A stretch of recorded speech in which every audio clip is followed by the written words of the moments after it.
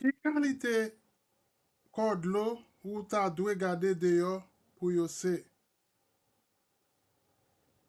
Oseyan, yon lanmer se yon gwo ko dlo ki kouvri pi for nan sifas ter. Lak, yon lak se yon ko dlo ki entouwe pa peyi.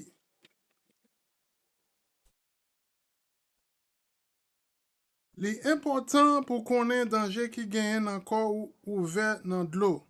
Si yon moun san li pa nage vin nan ko dlo, gen yon posibilite pou la mort soti nan noye ak aksidan.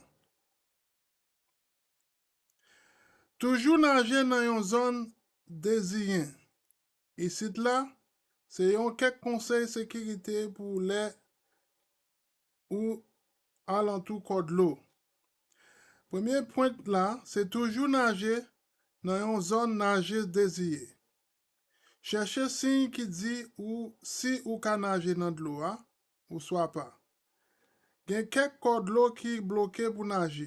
Ou ta dwe konen zon sa yo deziye epi pa nage si pa gen yon sign ki di ou ka nage.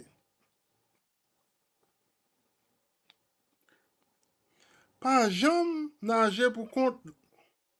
Dezem point lan, se pa jam nage ou swa nan jwen nan kod lo pou kont li. Si ou vle nage, toujou pran yon zanmi avek ou. Ou te dwe toujou gen yon lot moun nage kenbe yon ak lot an sekirite nan evedman yon bagay si gen yon bagay ki ma.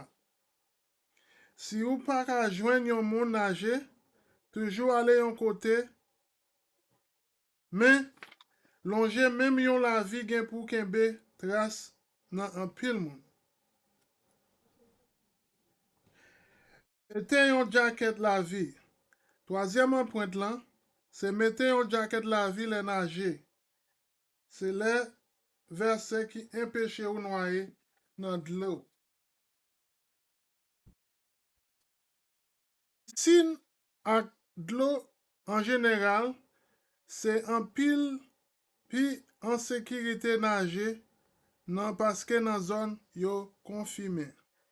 Supervision secondaire ak propte ak bon jan kalite dlo kompare ak ko louvri nan dlo.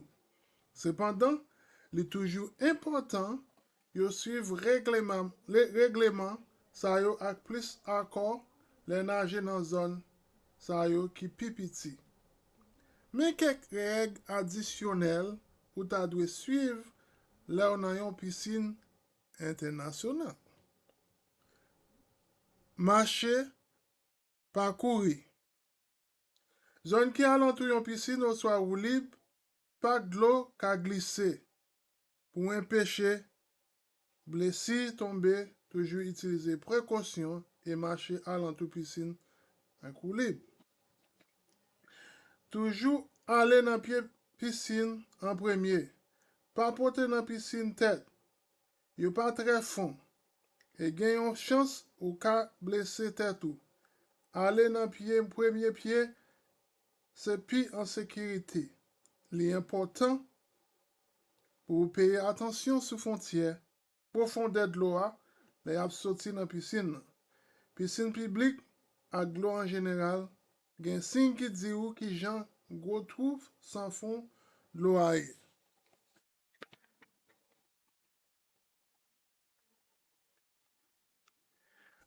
Ki jan pou nage. Katriyèman point, se apwen ki jan pou nage.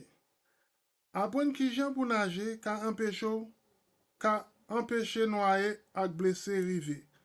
Pi bon pason pou apwen ki jan pou nage, se travay avèk yon instrikteur nage sertifiye.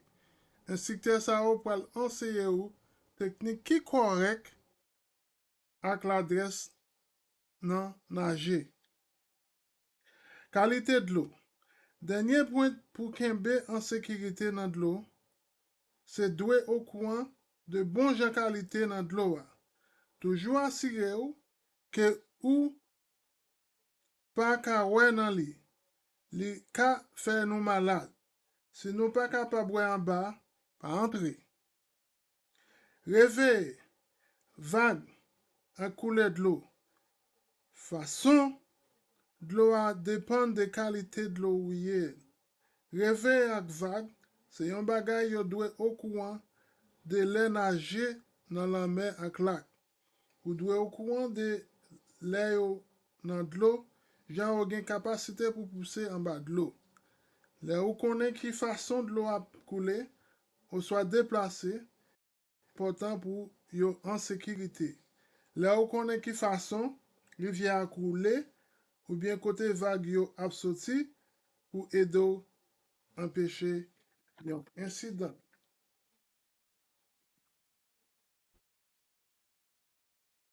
Payez attention sous règlement yo.